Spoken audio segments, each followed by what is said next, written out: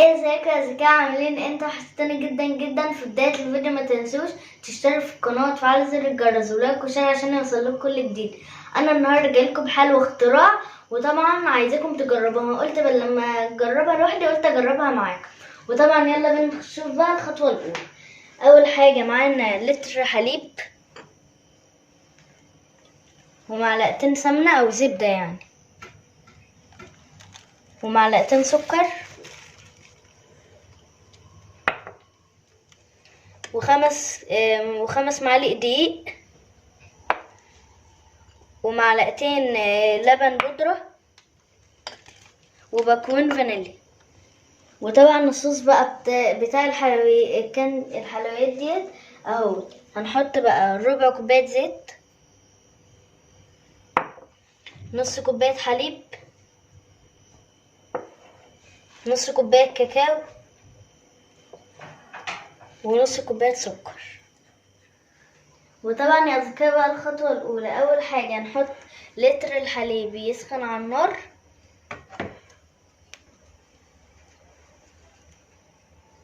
وطبعا يا أصدقائي بقى نحط معلقتين السمنة يسيحوا. طبعا ما هتحطوه، حطينا يا أصدقائي زي البشاميل، وهنسيبهم بقى يسيحوا على النار. ودلوقتي يا أصدقائي بقى احنا حطينا السمنة على النار وهنسيبها لحد ما تسيح زي البشاميل كده يا أصدقائي. نقلب فيها بقى لحد ما تسيح.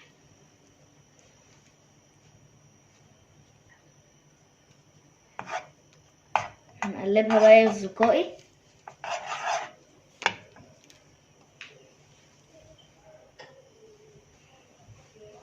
وبعدين هنحط ال5 معالق دقيق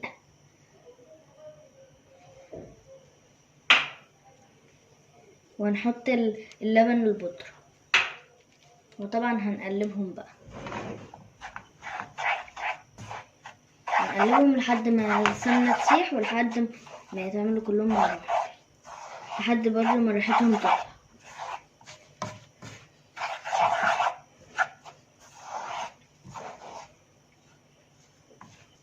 وطبعا يا أصدقائي احنا مش هنعلي عليها النار قوي عشان اللبن بيتحرق بسرعة. وطبعا بقى هوريكم لونها بعد ما تستوي. وطبعا يا أصدقائي بقى احنا هنفضل نقلب لحد ما ريحتها تبقى جميلة كده وتطلع.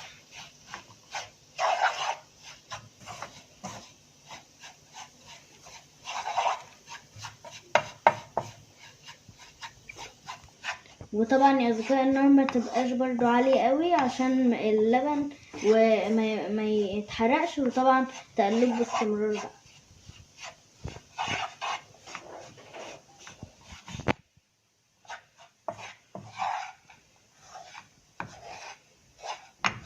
وطبعا يا أصدقائي ده شكلها، وطبعا ريحتها طلعت أصلا يا أصدقائي. وطبعا بقى هنجيب اللبن برضو هنسيبها تبرد، وطبعا اللبن سخن.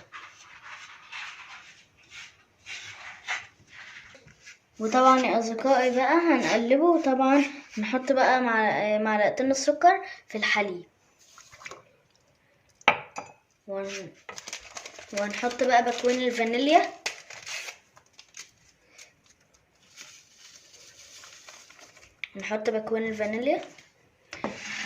وبعدين بقى هنقلبهم على البارد كده عشان ايه ما يكلكعش مننا.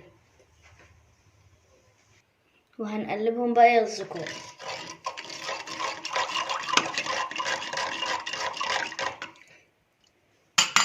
وطبعا يا أصدقائي الدقيق والحاجات ديت بردت، فهنحطها بقى فوق الحليب.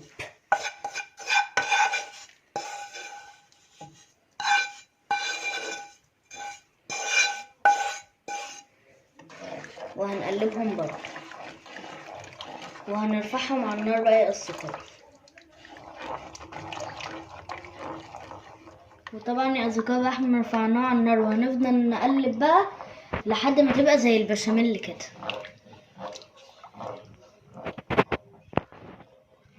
مشوا معايا يا أصدقائي خطوة بخطوة، مش هتندموا يا أصدقائي لو جربتوها. حاجة كده بقى يا أصدقائي من اختراع ست الكل.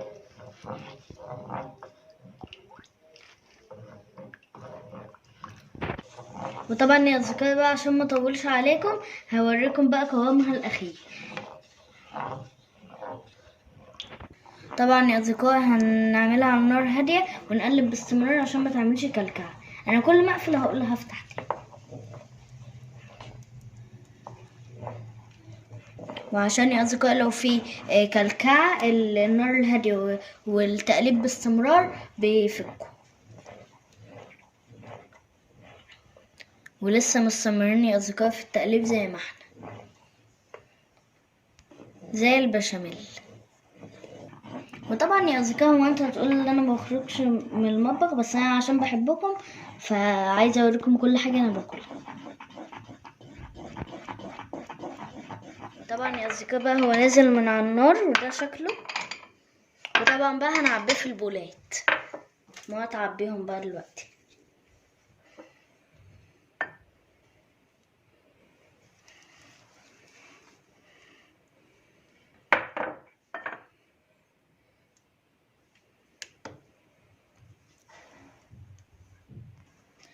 وطبعا يا اصدقائي حلوة لذيذة وسريعة كمان في نفس الوقت. وبصوا يا اصدقائي قوم بقى اعملهم. انا حاسة اللي بيتفرجوا عليا ما بيفضلوا قاعدين متدفيين وما بيقوموش خالص. مكوناتها يا اصدقائي كلها بسيطة. هنحط بقى في اخر بولة.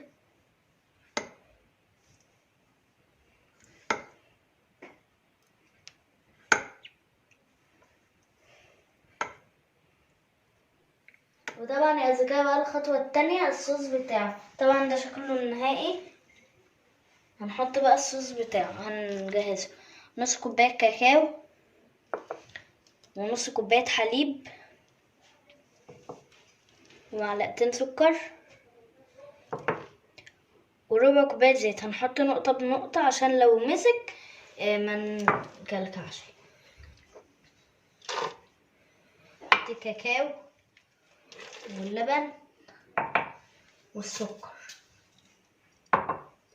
وهنحط زيت نحطهم شوية صغيرين. نضربهم بقى.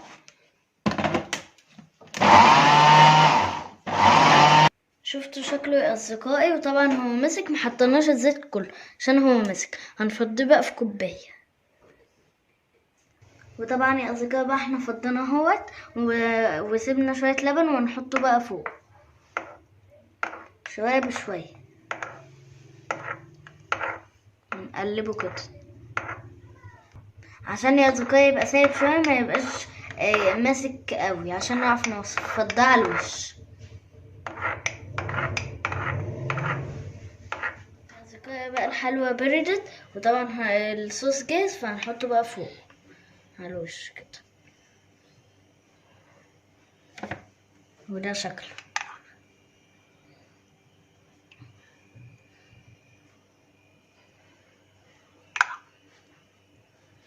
ايه رأيكم؟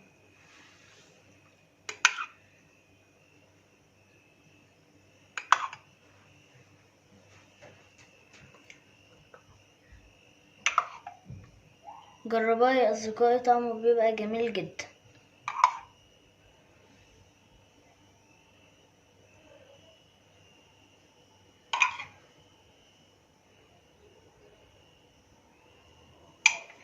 وده شكله يا اصدقائي.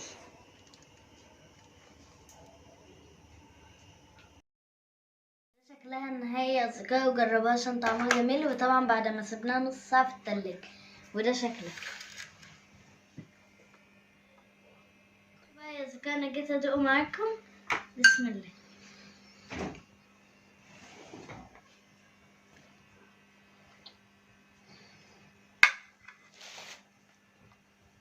طعمه جميل قوي يا اصدقائي. هدوق عمر اخويا بقى.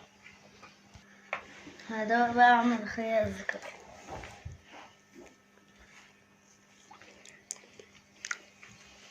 عمر اخويا يا اصدقائي بيقول له هو جميل، وطبعا طعمه جميل. عايزاكم تجربوه عشان مش هتندموا. وهدوق منه برضه.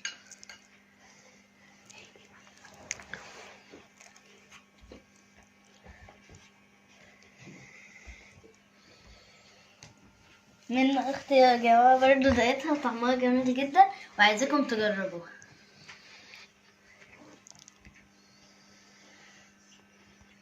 وعندها تاني أصدقائي طعمها جميل يا أصدقائي، وجربوها عشان مش هتندموا، وأشوفكم بكرة على خير.